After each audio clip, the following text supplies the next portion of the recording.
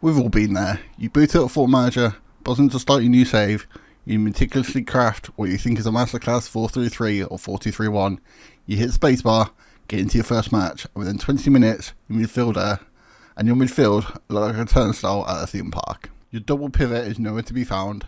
The area's attacking midfielder find pockets of space so big you could park a bus in them. You tweak a mentality, you scream from the touchline, but nothing works. You are being completely, utterly outrun. If you're watching this, you're probably frustrated, and I get it. You feel that the AI is cheating, or that your players have suddenly forgotten how to play football. But I'm going to be completely honest with you. It's not the match engine, it's not your players, it's how you're adapting, or failing to adapt, to the biggest tactical overhaul in Football Manager history. FM26 fundamentally changed how tactics work. The odd days of slapping a box-to-box midfielder on support and calling it a day are completely dead. But if you're still trying to play FM24 in FM26, your midfield is going to get bypassed every single game.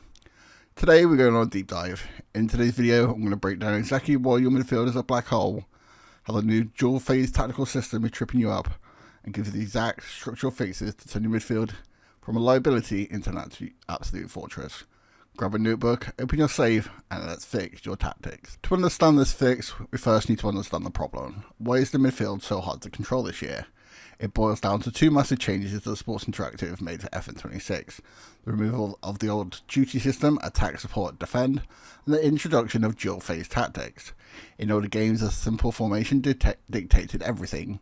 If you played 4-3-3, your team defended in a 4-3-3 and attacked in a 4-3-3. With player duties adjusting their verticality.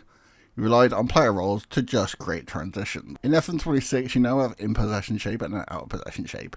The most common mistake I see, and the primary reason your midfield is getting overrun, is that players are setting up an incredibly aggressive in-possession shape, like 3-2-5, but they're neglecting the out-of-possession transition. Let's look at the match engine changes. Dribbling and passing logic have been massively buffed. Attackers now have advanced dribbling logic. They're bait defenders, carrying their various speeds and make realistic turns. The AI passing risk is when you lose the ball, your aggressive wingbacks aren't just cut up high up the pitch. Your half-space wingers are pushed up, and if your out-of-possession shape isn't specifically designed to snap back into a compact block, you have maybe two central midfielders trying to cover the width of the entire pitch against a counter-attack. You're asking two guys to do the job of five. They step up to press, they get bypassed by the new smarter AI passing, and suddenly the opponent is running directly at your centre-backs. Boom, goal. Opponent is running directly at your centre-backs. Boom, goal.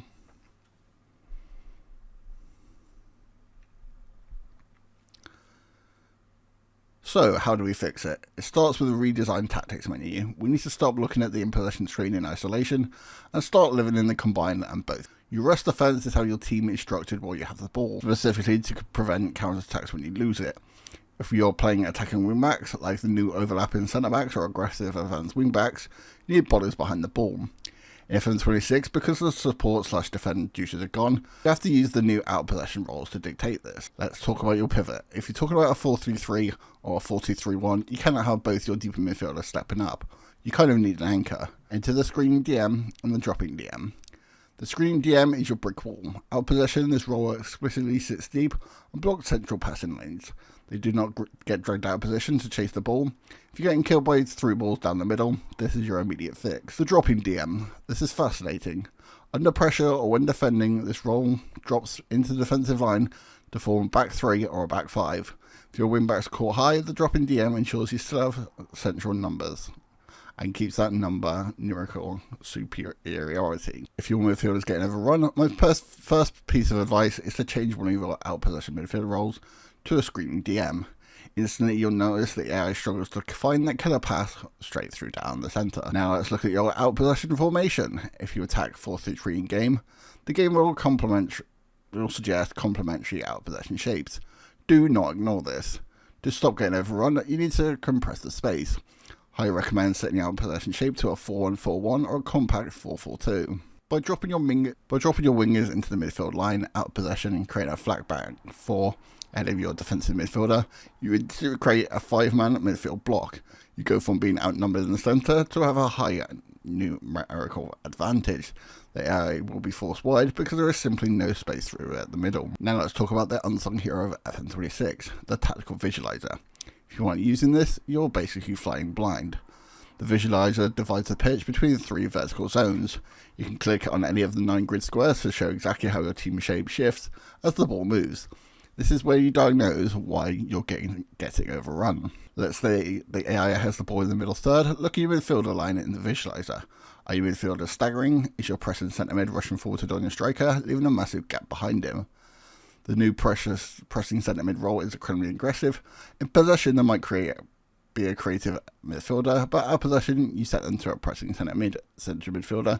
They will fly out of the formation to hunt the ball.